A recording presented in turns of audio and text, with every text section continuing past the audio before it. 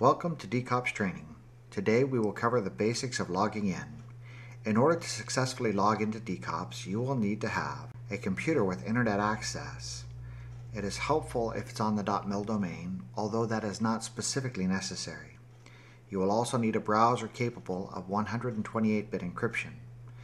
And you will need to have received an email invitation to log into DCOPS. The email invitation is received by CORs after they have submitted their COR designation letter or memo as signed by the contracting officer to DOCPER. For PMs, they receive an email invitation to log into DCOPS if they have been designated as PM within DCOPS and if the COR has delegated responsibility in DCOPS to them. Applicants receive an invitation to log into DCOPS only after the COR or PM have created a new record for them in DCOPS. Once you have received your email invitation, there are some features of the email invitation of which you should be aware. The first thing to notice is that your user ID will be the email address to which the invitation was sent.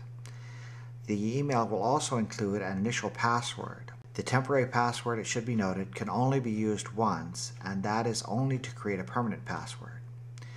There is also a link in the email.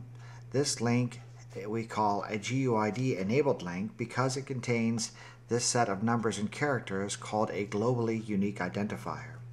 The globally unique identifier is specifically associated with the temporary password in the email. They must be used together and they can only be used one time. When you are ready to log into DCOPS, begin by clicking the link with the GUID that's included in the email that you received from the system.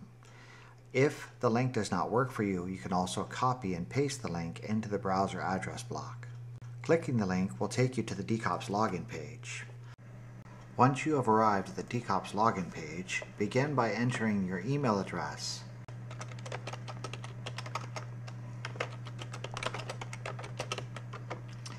Next, you will need to enter the temporary password from the email invitation that you received from DCOPS. After you have entered the temporary password, click the Login button. There will be a disclaimer that will appear.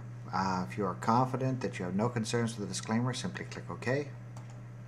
And then DCOPS will take you to a further page where you will be asked to create a permanent password. In order to create the permanent password, you will need to first enter again the initial password. Then you will need to create a permanent password. Remember that the password rule requires a 10-digit password with at least 2 numbers, 2 uppercase letters, 2 lowercase letters, and 2 special characters. Remember that you will need to enter your password and then re-enter your password in order to be able to continue. Once you are confident that you have entered a password that meets the criteria, click the Reset Password and Login button. This screen is called the dashboard screen, and if you have reached the dashboard screen, then you have logged into DCOPS successfully. Congratulations.